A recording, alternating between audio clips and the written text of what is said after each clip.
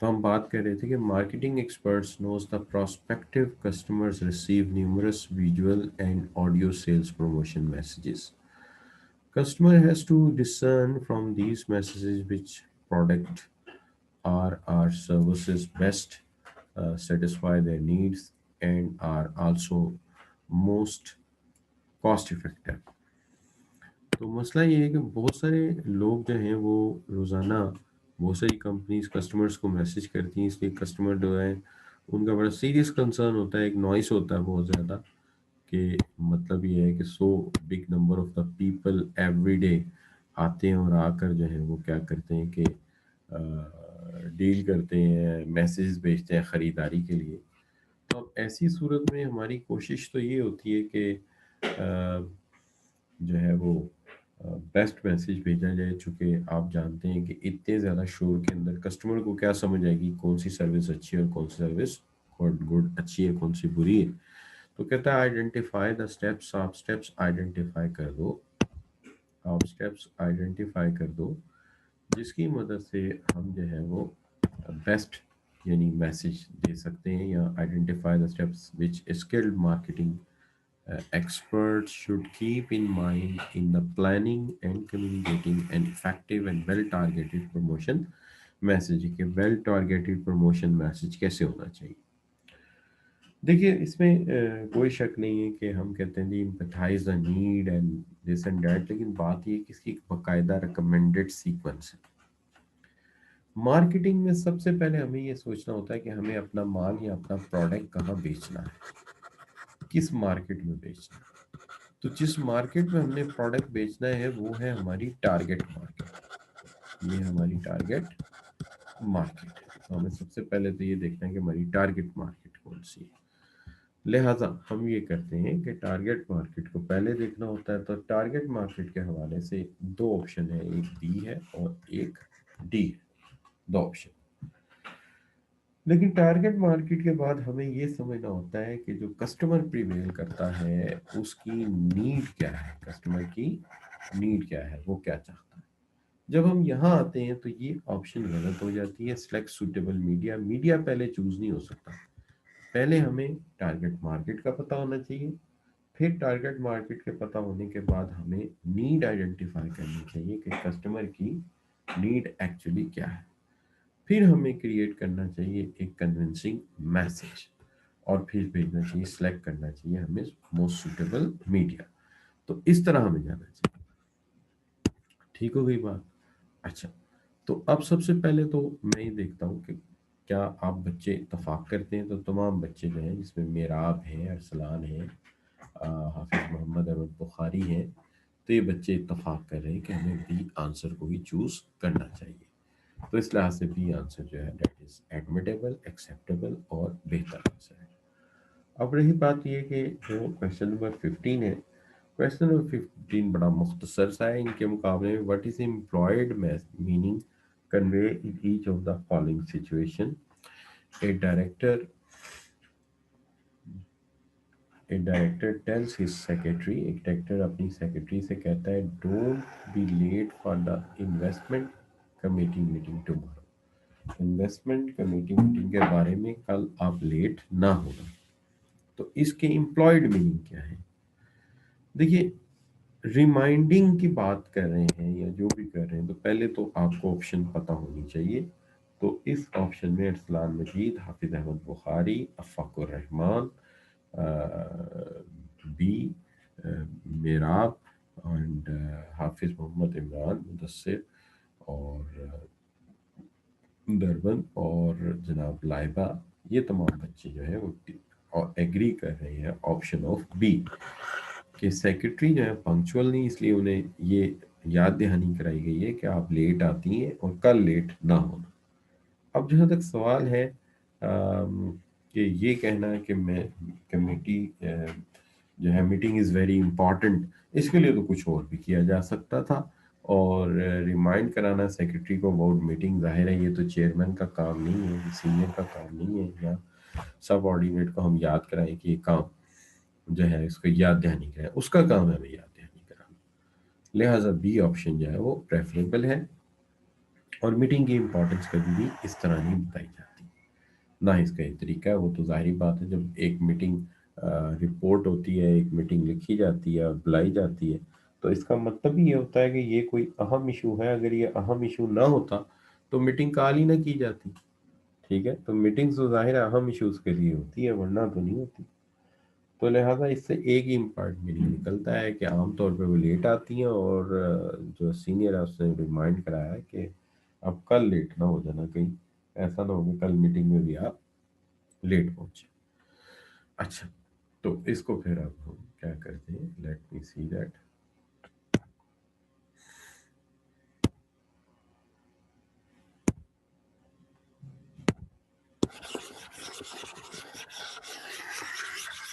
तो चलते हैं हम क्वेश्चन नंबर 16 की तरफ और क्वेश्चन नंबर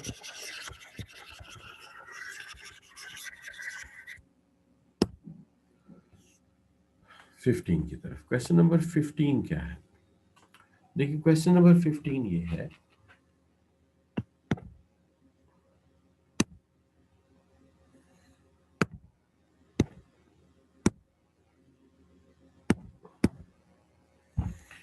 क्वेश्चन नंबर 16 ये है कि what is employed meaning conveying each of the following, जिसमें group leader while conducting an internal meeting companies a position other than the head of the conference table.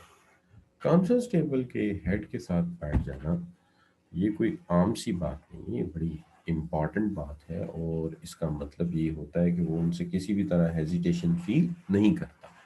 लेकिन हम देखते हैं student क्या जवाब देते हैं। तो मोस्टली स्टूडेंट जो आंसर दे रहे हैं वो डी है, मुदस्सिर हैं, महविश हैं, और उसके साथ साथ जो है वो फ़ाकुर रहमान हैं, अरसलान हैं। ठीक है जी, एस टी हैं, लाइबा हैं, अरसलान असलम हैं। तो देखिए, इक्वालिटी ऑब्वियसली आती है, जाहिर बात है, वो बराबरी पे बैठा है। फ्रेंडलीनेस है तभी तो उसके करीब बैठा है, और इनफॉर्मेलिटी भी उसके साथ होगी तभी वो उसके करीब बैठा होगा। तो ये वजह हो सकती है कि इनफॉर्मेलिटी भी होगी, क्यों, तभी तो इतना करीब बैठा हुआ है। अच्छा, उसके बाद आ जाते हैं आप क्या जी, question number 17, what is the employed meaning conveyed in the each of following? A CEO invariably come late to the staff meeting after scheduled time and make all participant wait। तमाम पार्टिसिपेंट वेट करते रहते हैं और CEO जो है वो अक्सर late आता है। तो इसका मतलब क्या है? तो देखिए, ऐसी सूरत में जब हम कहते हैं कि सीईओ साहब जो है वो लेट आते हैं, तो इसका मतलब क्या बनता है? तो देखते हैं बच्चे क्या जवाब दे रहे हैं। 6 आंसर आ चुके हैं, मुदस्सिर, महविश, अरसलान मजीद और अब्दुल कादिर, आफाक, एस टी, हाफिज़ मोहम्मद अहमद बुखारी, हलीमा सुल्तान और एस टी। ये तमाम बच्चे जो है मैसेज दे रहे हैं और जवाब दे रहे हैं। तो जो जवाब इन बच्चों ने भेजा है वो है जनाब, the question number 17, the answer is, you see, A, I am very busy। देखिए, आई डोंट केयर एक मैनेजर कह नहीं सकता। पॉसिबल नहीं कि मैनेजर के कि मैं केयर नहीं करता हूँ। केयर नहीं करता तो मैनेजर किस बात का है? और जब बी गलत हो गया तो सी तो अल्टीमेटली गलत हो गया, और नन ऑफ अबव हो नहीं सकता। दो ही ऑप्शन थे इसके अंदर हकीकत में, तो ये I don't care, I am very busy. तो आई एम वेरी बिजी वाली ऑप्शन जो है वो बेहतर ऑप्शन है। चलते हैं अगले सवाल की तरफ।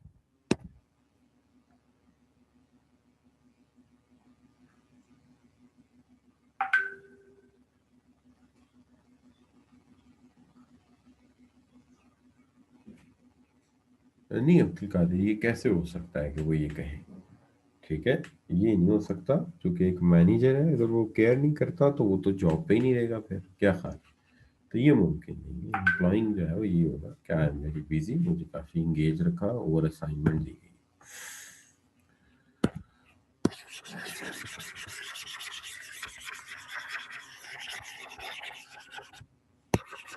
अच्छा बच्चों, अब हम करते हैं अगले सवाल की बात।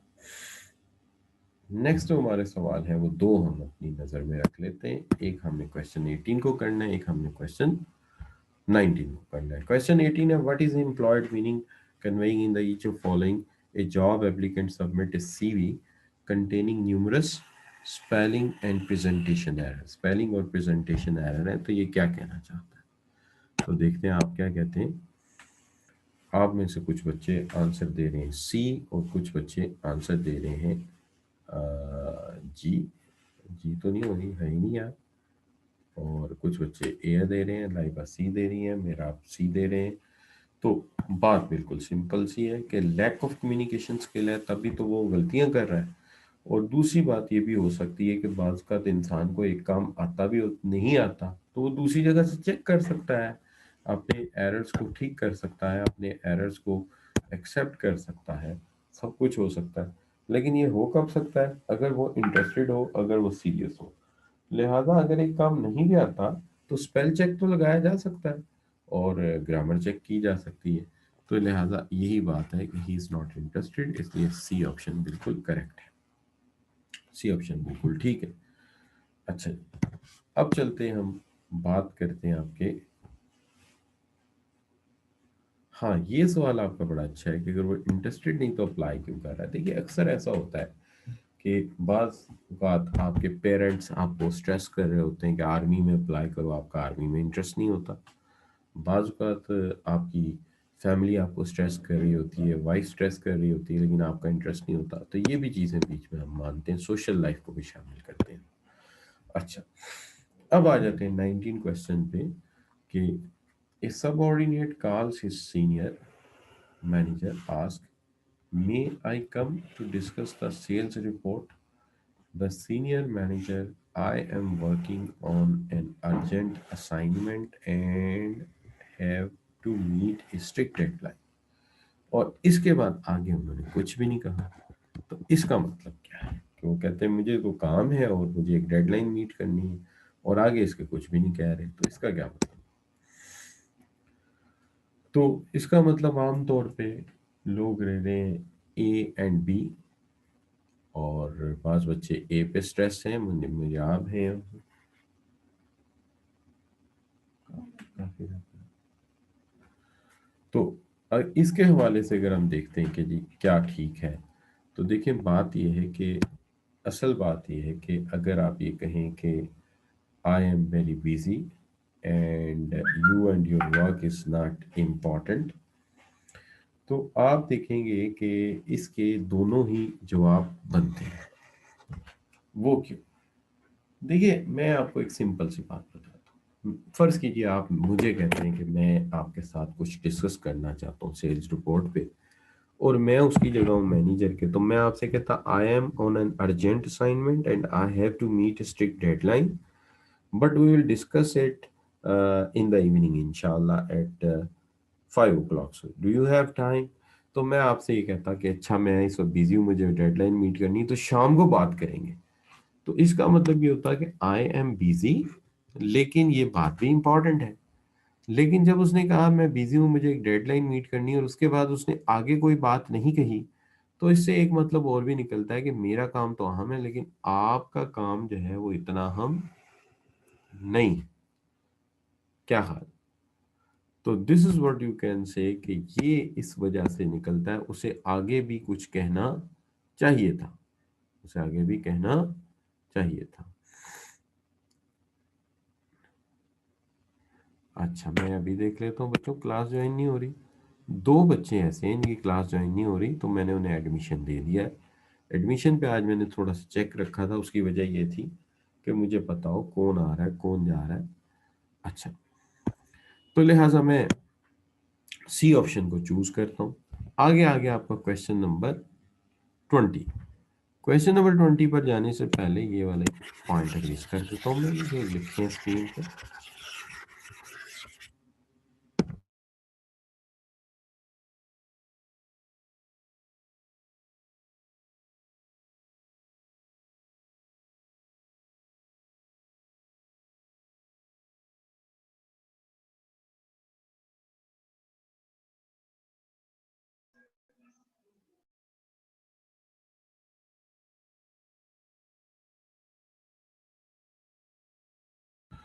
अच्छा बच्चों, तो मैं वो क्या कहते हैं, घर में जो कि क्लास पढ़ा रहे होते हैं, तो छोटे छोटे इश्यूज साथ साथ आते रहते हैं, वो भी देखने होते हैं।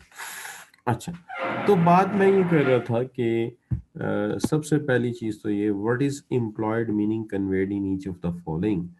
तो मैंने अभी बात की कि सबऑर्डिनेट ने जब कहा, नहीं ये तो हो गया, ये तो हो गया, मैं एक मिनट, ये 9 20 पे चलते हैं। क्वेश्चन नंबर 20, बल्कि तीन सामने आ जाएंगे आसानी से। मैं एक मिनट इसका ये अरेज कर दूं, तो फिर इंशाल्लाह जो है हम ये अरेज कर देते हैं, ठीक है जी। हाँ, यहाँ पे एक ठीक कर देते हैं, इन्होंने लिखने में थोड़ी गलती की हुई है, तो उसको मैं ठीक कर देता हूँ। ये सी नहीं है, ये बी है, ये वाला, ये ऑप्शन बी है, इसको सी ही लिख दिया इन्होंने। अच्छा चल, कोई बात, शुरू करते हैं। एक minute, let me see the classroom. Classroom में बच्चे ठीक आ रहे हैं जी, ठीक है, एडमिट ऑल, ठीक है जी, आ गए जी बच्चे सारे। अच्छा, अब बात ये आ जाती है कि हम जब ये कहते हैं तमाम बच्चों को, मत ऑफ करो बच्चों।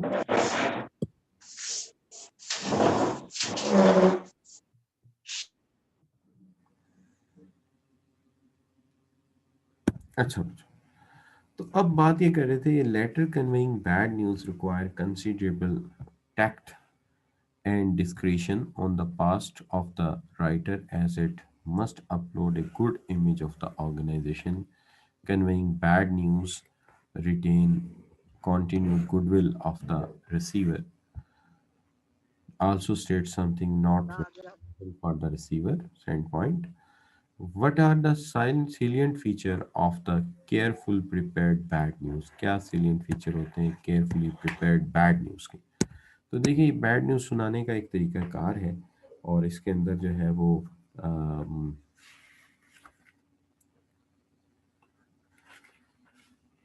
जहाँ तक बात हो रही है हमारी इस क्वेश्चन की, तो मोस्टली बच्चे मेराब हैं, एसटी, ये तमाम बच्चे जो हैं वो सी ऑप्शन पिक कर रहे हैं। और क्वेश्चन नंबर है 20, कि देखिए सबसे पहली बात तो ये है, मोहम्मद अहमद बुखारी भी ये कह रहे हैं, सैयद दानिश भी ये कह रहे हैं, कि बात ये है कि इसके अंदर जो मामला है वो कुछ यूँ है कि पहले बफर स्टेटमेंट देनी चाहिए, फिर एप्रिसिएशन, फिर अश्योरेंस और कम्प्लीमेंट एंड देन कॉपरेशन। तो ये इसका तरीकाकार है अगर हमें एक बैड न्यूज़ सुनानी है इन दिस पर्टिकुलर रिकॉर्ड। जाहिर है बेनिफिट टाइप का तो कोई चीज़ मैंने बताई नहीं थी यहाँ पे, ठीक है। और इसी तरह मैंने जो है एग्रीमेंट टाइप की बफर तो बताई थी, लेकिन ऐसा नहीं किया था, ऐसा नहीं था उसके अंदर। और अंडरस्टैंडिंग भी आ जाए, ये भी आ जाए, तो फिर तो मामला ही गड़बड़ हो जाएगा सारा, तो ये ठीक नहीं है। अच्छा, तो सी ऑप्शन है, दैट्स द करेक्ट ऑप्शन। अब जहां तक सवाल है क्वेश्चन नंबर 21 का, impediment in the upward flow of communication in a large organization. एक बड़ी ऑर्गेनाइजेशन में इम्पेडिमेंट यानी कि प्रॉब्लम क्या है, मसला क्या है अपवर्ड कम्युनिकेशन में। ये बड़ा आसान सा एमसीक्यू है, हम 2 चैप्टर में पहले भी पढ़ चुके हैं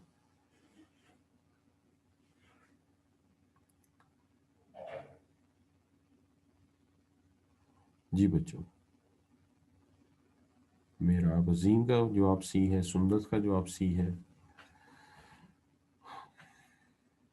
महविश का जवाब सी है,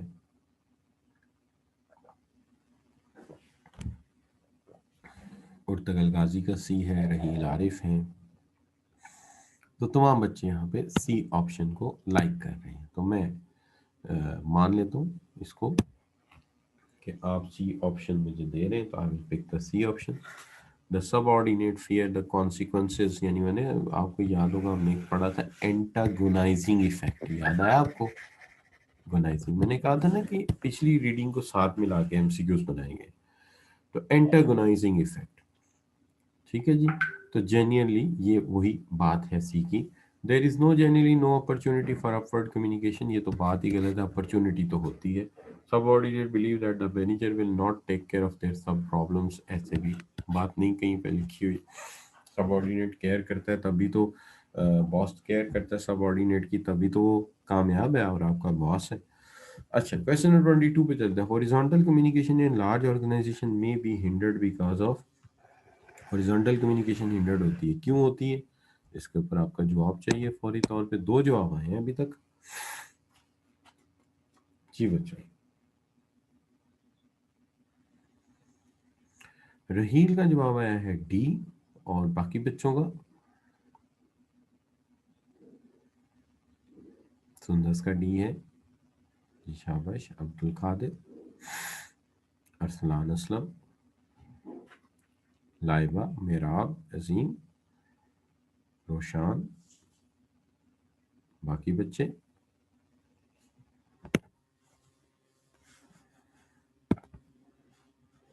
जी, Mohammad Rahman,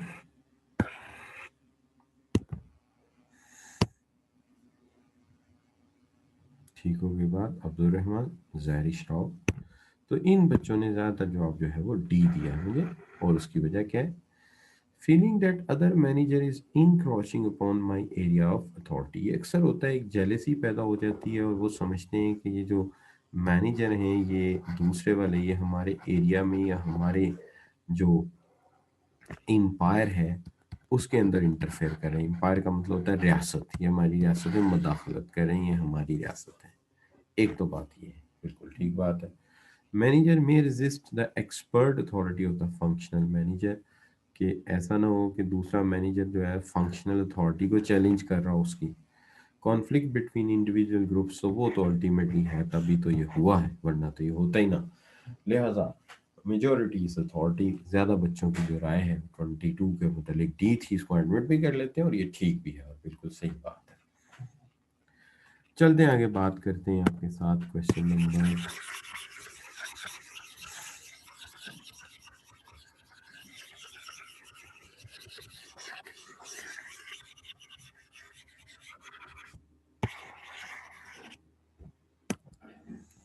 question number 23, 24 and 25, तीनों ही करने की कोशिश करते हैं एट अ टाइम। ये मैंने अपना पेन पकड़ लिया। Impediments in downward flow of communication in a large organization include except, यानी सारे इम्पेडिमेंट है, एक नहीं है। सारी वजूहात है, एक वजह नहीं है। तो ये बतानी कि जो वजह नहीं है वो आपने ढूंढनी है। एक जवाब आ गया है मेरे पास, उसको मैं देखने जा रहा हूँ। और ये जो जवाब मेरे पास आया है, ये जवाब है ए। और ये ए जवाब मेराब का है, हाफिज मोहम्मद बुखारी का है, सुंदस का है, जैरिश का है, समीना का है, और उसके साथ जो है वो नाजिश, समीना, असवन, रोशान, लाइबा। तो ये तमाम बच्चे जो है ए ऑप्शन पे हैं। अब्दुल रहमान भी ए ऑप्शन लाइक कर रहे हैं। तो ए ऑप्शन क्यों लाइक की जा रही है? Manager have no time to communicate with juniors, ये बात जो है ये बिल्कुल डिफरेंट है। जबकि management assume employees will not interested in the large issues of the business, और management itself does not have information ours. ये तो हो नहीं सकता उनके पास मालूमात ना हो, मैनेजमेंट में मालूमात नहीं, तो फिर मालूमात है किसके पास? ठीक है, और ये अगर वो सपोज करता है तो कैसे हो सकता है? लिहाजा इसमें इम्पेडिमेंट्स इन डाउनवर्ड फ्लोइंग जो है वो सारे ही हैं, लेकिन एक नहीं है कि मैनेजर हैव नो टाइम। ऐसी तो बात नहीं, अगर उसका वक्त ना होता तो वो काम ही ना करता। जबकि management assume every employee will not interested, हाँ ये हो सकता है कि इंटरेस्ट ही ना लेता हो या वो ना चाहता हो। जाहिर है वो कहता हूँ मुझे मेरे काम से कंसर्न है, जितना वो मेरा लेवल है, मुझे क्या ज़रूरत है, मैं स्ट्रेटजी सीखता फिर। तो ये हो सकता है। ये भी हो सकता है कि if itself not have information और सोल्यूशन टू द प्रॉब्लम, हाँ सम टाइम ऐसा हो भी जाता है कि मैनेजमेंट के पास अपने मसले का हल नहीं होता, अभी वो सोचो विचार कर रहे होते हैं। ये नहीं होता कि है ही नहीं, वो सोचो विचार कर रहे होते हैं। Fear that they will undermine there authority, तो ये भी बात है कि जब हम शेयरिंग करेंगे तो वो समझेंगे। ये भी होता है ना कि जो कम अकल होता है उससे मशवरा करो तो वो समझता है मैं बड़ा जीनियस हो गया। तो ये भी एक बात होती है। लिहाजा ए ऑप्शन को हम पिक कर लेते हैं आपके कहने पे, और ठीक भी है। अब चलते हैं क्वेश्चन नंबर 24 की। तो क्वेश्चन नंबर 24 ये है कि identify the correct sequence of the steps which should be followed in preparation of persuasive business message to attract, create, sustain and reader interest in the message। के persuasive message करना हो तो उसमें से exact sequence क्या follow करनी चाहिए। अब ये वो हर बच्चा बता सकता है जिसने बुक को 2 से 3 दफ़ा रीड किया हुआ है, तो फिर सीक्वेंस याद रह जाती है। तो लाइबा है, मोहम्मद अब्दुल रहमान है, राहील हैं, सुंदस हैं, और समीना रियाज हैं, राहील हैं। ये बच्चे जो हैं करेक्ट ऑप्शन बता रहे हैं कि get attention, build interest, increase desire, motivate to take action. तो ये बिल्कुल करेक्ट बात है। अब आगे आ जाता है क्वेश्चन नंबर, बाकी जो है वो इसलिए मैं डिस्कस नहीं करूंगा कि बाकी ऑप्शन यकीनन एक आधी ऑप्शन आगे पीछे की हुई है, जैसे यहाँ दूसरी वाली ऑप्शन पहले कर दी है, ठीक है, यहाँ पे तीसरी वाली ऑप्शन जो है दूसरे नंबर पे ले आया है, और यहाँ पे जो है वो आप ये कह सकते हैं कि जो है वो लास्ट वाली ऑप्शन को उठा के पहले पिक कर दिया है आखिरी ऑप्शन में, ये वाली बात हो सकती है। अब जहाँ तक सवाल है क्वेश्चन नंबर 25 का, all are true for persuasive business message except, again persuasive message के लिए सारी बातें ठीक है, लेकिन एक डिफरेंट है, वो जो डिफरेंट बात है वो हमें ढूंढनी है। तो देखते हैं बच्चे कैसे ढूंढ रहे हैं। तीन जवाब हैं जिसके अंदर राहील हैं, जारिश हैं, मेराब हैं, सुंदस हैं। इनके जवाब मेरे पास आ चुके हैं, और हाफिज मोहम्मद बुखारी भी शामिल हो गए इसमें, और तमाम बच्चे, रोशान भी।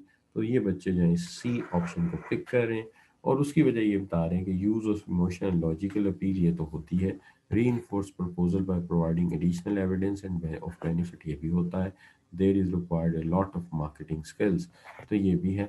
एंटीसिपेट नो ऑब्जेक्शन, कभी भी ऐसा नहीं होता जब भी हम कोई ख़त लिखते हैं, कोई मैसेज बनाते हैं, तो हमेशा ये एंटीसिपेट करते हैं कि पढ़ने वाले के जहन में या रिसीवर के जहन में क्या ऑब्जेक्शन अराइज कर सकता है, बल्कि ऐसा नहीं होता कि हम ऑब्जेक्शन को एंटीसिपेट नहीं करते, बल्कि उसको तो हम एंटीसिपेट करते हैं। तो ये हो गया बच्चों आपका एक और सवाल।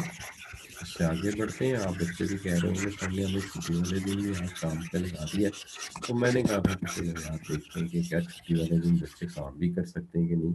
तो ज़रा देखा जाए कि बच्चे हमारे जो है वो कहीं घर में ढीले तो नहीं पड़ जाते। तो इस मकसद के पेश नज़र मैंने कहा कि चलो संडे को भी थोड़ा सा काम करते हैं, फिर एग्ज़ाम भी करीब आ गए हैं, मेरे पास भी ज़रा काम ज़्यादा है, कभी वर्किंग डे पे टाइम ना मिले तो चलो यार थोड़ा बहुत गपशप भी हो जाती है, इस बहाने बच्चों से ज़रा राब्ता भी रहता है। चलिए जी 26 क्वेश्चन हल करते हैं। Identify the situation in which style of writing persuasive business message may be adopted a achieve position response, achieve positive response, sorry. तो हम कहते हैं, दोबारा पढ़ते हैं, मज़ा नहीं आया। Identify the situation in which style of writing persuasive business message may be adopted to achieve positive response. तो इसमें क्या होना चाहिए? तो पहली बात तो है कि बच्चे क्या कहते हैं, दो बच्चे इसमें अभी तक बोले हैं, और इसमें मोहम्मद अमीन बुखारी हैं, वो बोले हैं, तो रहमान ने थोड़ी सी राय का इजहार किया है, बाकी बच्चे भी चुप हैं।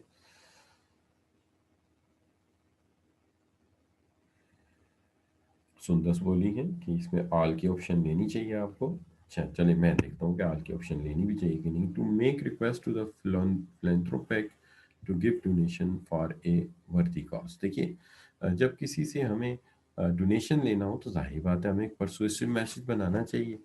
To sell a new product, तब भी हम परसुएसिव मैसेज बनाना चाहिए, इसलिए कि हम प्रोडक्ट बेचना चाहते हैं, कि मैसेज ही परसुएसिव नहीं होगा हमारा प्रोडक्ट कैसे बिकेगा जी। Request an employer to give salary on time, तो गिव सैलरी इशू, तो सैलरी एक इशू है, इसके लिए जाहिर बात है कि हमें, तो सैलरी एक इशू है, जाहिर बात है हमें इस मकसद के लिए क्या करना चाहिए, हमें इस मकसद के लिए, जस्ट अ मिनट, हमें इस मकसद के लिए, सैलरी एक इशू है, हमें इस मकसद के लिए जो है एक परसुएसिव मैसेज लिखना चाहिए। ये तो नहीं कि हम कोई ढीला सा मैसेज लिखें और के अपने बॉस से चले सैलरी बढ़ा, तो वो बढ़ा देगा, ऐसे तो कभी भी नहीं बढ़ाएगा। जाहिर है एक परसुएसिव सा मैसेज बनाना पड़ेगा जिसमें आपको लिखना पड़ेगा कि from the last few years my number of wifes are increase, नहीं sorry, my children are increase, and that is why I my expenditure are not met, और मुझे सैलरी मेरी बढ़ा दो, तुम्हारी मेहरबानी है, कुछ तो कहना पड़ेगा। अच्छा, write to the administrator road works and repair internal roads, तो आप ये कहते हैं कि किसी को कहीं सड़क बना दो, तो उसके लिए भी उसको अच्छे तरीके से लिखेंगे तो बनाएगा। जाहिर है सड़कों पे करोड़ों के खर्चे होते हैं, तो आप किसी को ऐसे मैसेज लिख दें और वो चीज़ दो लफ्ज़ लिख देंगे जनाब, जो है वो कॉलेज रोड की लेफ्ट नॉर्थ साउथ के ऊपर एक टोया है और आके भर दो, तो वो आराम से भर देगा कि नहीं, उसके लिए भी एक परसुएसिव मैसेज आपको बनाना पड़ेगा। अच्छा अब आ गया 27। देखते हैं बच्चे क्या कहते हैं। तो बच्चे तकरीबन यही बात से इत्तफाक कर रहे हैं। अच्छा मुदस्सिर भी इत्तफाक कर रहे हैं। You have to make an oral presentation to knowledgeable audience which would be followed by a question and answer session. All consideration are important except सारी important है, एक नहीं है। 27 में कह रहा है। अब देखते हैं कि बच्चों के जवाब माशाल्लाह दो तो आ भी गए हैं, जिसके अंदर बुखारी हैं, रहील हैं, बाकी बच्चे भी बहुत गौर वोस कर रहे हैं इस वक्त। तो सवाल 27 है।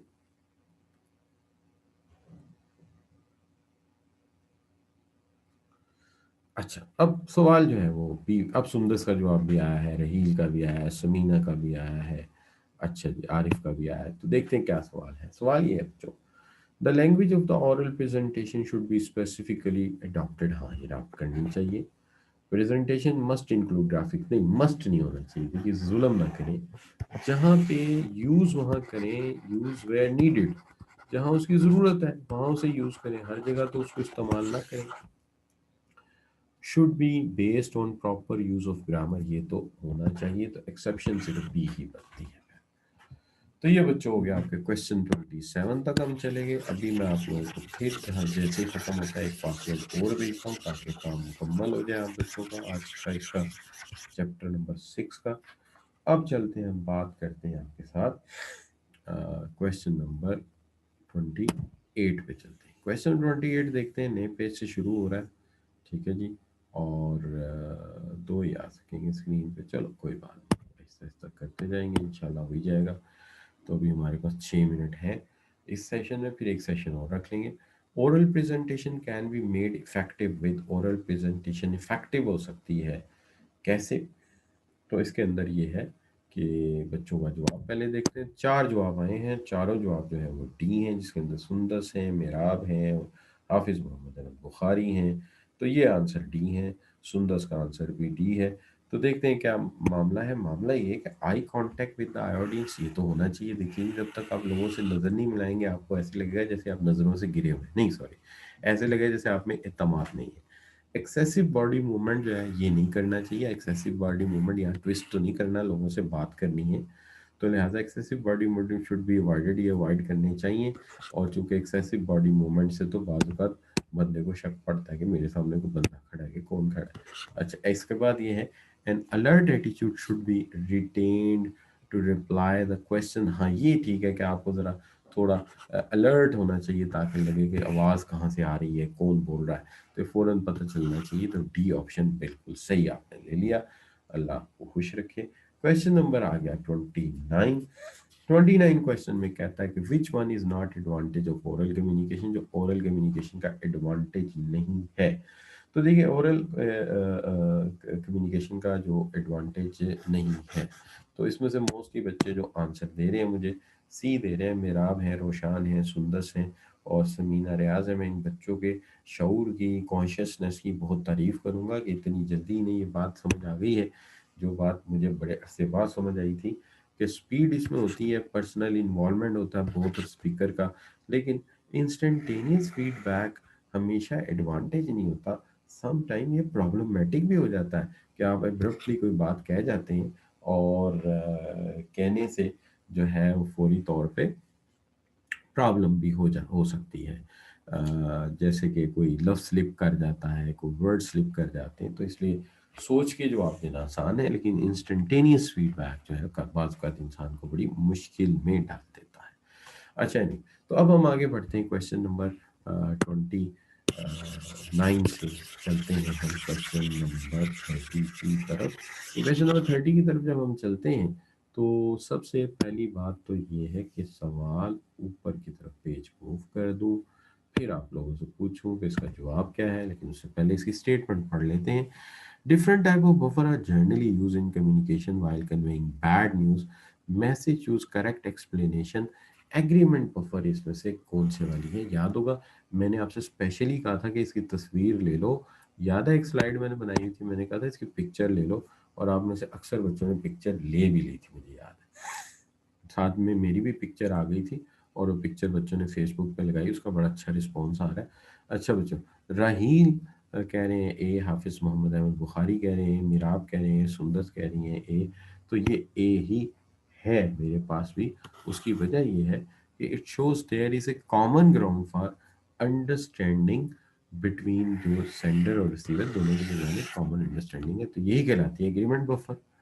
अच्छा, अब इसी के हवाले से देखें तो अगले जो सवाल है उसके अंदर एक ऑप्शन कम भी हो गया। अब तीन ऑप्शन में से ढूंढना है कि एप्रिसिएशन बफर कौन से वाला है।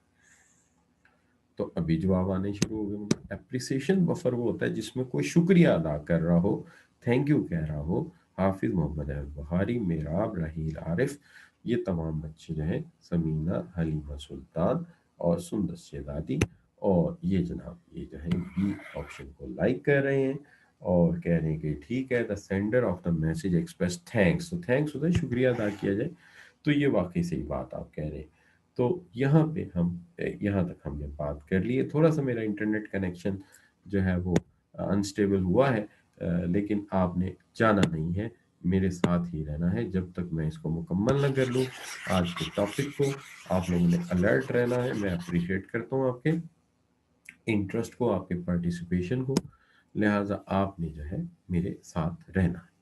अब अगले सवाल में जब हम जाते हैं तो अल्टीमेटली एक फ़ायदा ये होता है कि अगले सवाल में हमारे पास आसानी से, अगर आप देखते हो तो वैसे ही दो ऑप्शन तो वैसे ही कम हो गए हैं जी, दो ऑप्शन तो वैसे ही कम हो गए। अब रह गए दो ऑप्शन, उसमें से अंडरस्टैंडिंग बफर ढूंढना है। तो अंडरस्टैंडिंग बफर क्या होता है? अंडरस्टैंडिंग बफर ये होता है जिसके अंदर हम रेसिपिएंट के ख्यालात से पूरी तरह जो है वो मुतासिर होते हैं और कहते हैं कि हम तुम्हारी बात को समझते हैं। इस लिहाज से आप जो है वो सी ऑप्शन को पिक करेंगे। इसी नाम में मुझे एक कॉल आ गई और मोबाइल भी हाथ से छूट गया। जी अस्सलाम वालेकुम जी। अच्छा नहीं है पैसे तो रहने दो, कह रहे जी आपके दोस्त के पास कॉल करने के पैसे नहीं है तो फिर ठीक। अच्छा बच्चों, एनीवे अब हम चलते हैं आगे, बात करते हैं क्वेश्चन नंबर 33 की। क्वेश्चन 33 जो है वो आपके सामने है इस वक्त। क्वेश्चन नंबर 33 में जब आते हैं तो आ जाता है कि इसमें से आपने मुझे ढूंढ के देना है फेयरनेस बफर। तो फेयरनेस बफर कहाँ से ढूंढेंगे आप? अभी देख लेते हैं कौन सा बच्चा ढूंढता है। तो ये सियाने भी हो गए बच्चे, उन्हें पता है 3 ऑप्शन निकल चुके हैं और डी ही बचा है। तो लिहाजा मैं क्या बताऊँ, आरिफ, समीना, मोहम्मद अहमद बुखारी, राहील, हलीमा सुल्तान यानी इसरा बेल्जिक, ये तमाम बच्चे जो ये कह रहे हैं कि जनाब हमारे पास जो है ऑप्शन डी ठीक है। तो ऑप्शन डी को हम मान लेते हैं। लेकिन बात यह है कि इस तरह की आसान सवाल हल करते हुए आपको शर्म नहीं आती? आप मुश्किल सवाल हल कीजिए। 34 के बारे में बताइए। चल, the different types of the buffers are generally used in business communication while conveying bad news. Corporation buffer इसमें से ढूंढिए कौन से वाली है जिसमें हम यकीन दिलाते हैं कि हम हर मुमकिन आपके साथ ताउन करेंगे। तो बच्चे जो है 9 आंसर आ चुके हैं माशाल्लाह। सैयद, दानिश, समीना, मेराब, सुंदस, ये तमाम बच्चों ने मुझे जवाब भेजा है। और अब्दुल रहमान, अरसलान मजीद, इन तमाम बच्चों ने जवाब भेजा है और जवाब